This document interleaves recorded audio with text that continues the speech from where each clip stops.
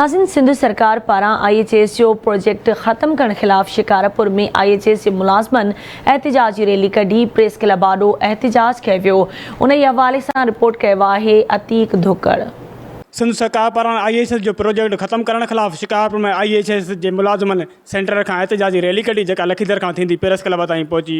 रैलीअ जे अॻुवाण मुलाज़मन आवाज़ न्यूज़ सां ॻाल्हाईंदे चयो त IHS जे जेको आहे हैंडओवर 111 हॉस्पिटल्स कयूं वयूं पूरी सिंध जूं, ऐं उहो 10 सालनि जो कॉन्ट्रैक्ट हुयो ऐं उहो हाणे हिन वक़्तु जेको आहे 5 सालनि जे अंदरि वाइंड अप थो कयो वञे ऐं बिना कंहिं हुन जे रीज़न जे छाजे करे जो असांखे हिन वक़्तु ताईं असां जेको कमु करे रहिया आहियूं रिस्क अलाउंस ऐं कोरोना अलाउंस बि असांखे न मिलियो आहे। उहो जेको स्वीपर आहे न उनखे असां जेतिरी पघार थी अलाउंस थो मिलियो वञे ऐं असां उन्हनि 17,000 में जेको आहे कमु था कयूं ऐं नथा ॾिसूं ॾींहुं न राति जेको आहे 24 कलाक असां हार्ड वर्किंग कयो आहे। इन कोरोना जहिड़ी वबा में असां जेको आहे कमु कयो आहे ऐं असां इन करे तंहिंमहिल बि असां एहतिजाज न कयोसीं त असां जेकॾहिं एहतिजाज कंदासीं त इहे मरीज़ रुली वेंदा, पर हाणे जॾहिं असांजो मुतालबो आहे त असांखे जेको आहे पको कयो हेल्थ डिपार्टमेंट में या जेको आहे जेके 5 साल रहियल आहिनि IHS जा उनखे तव्हां IHS खे कंटिन्यू करे उनखे एतिरी बजट ॾियो जो हू असांखे रिस्क अलाउंस ऐं जेको आहे कोरोना अलाउंस ॾेई सघनि। इहो आहे त IHS जा मुलाज़िम जेके 4 सालनि खां हिते कमु था कनि में अस्पतालनि में RSCs में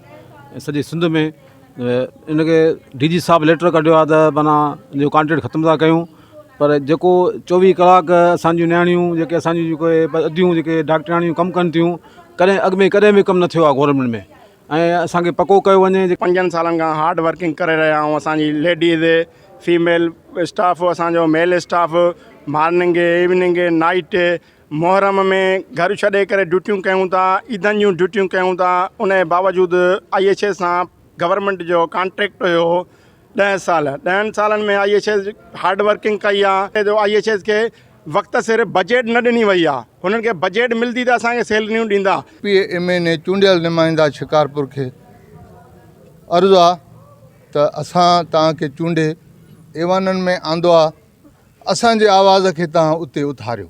सिंध सरकार खे घुरिजे त सिंध जे 111 सेंटरनि खे बहाल करे कमु कंदड़ 9,000 मुलाज़िमनि खे पको करे खेनि संदन बेचैनी ख़तमु कई वञे। कैमरामैन दीदार सां गॾु अतीक धुकड़, आवाज़ न्यूज़, शिकारपुर।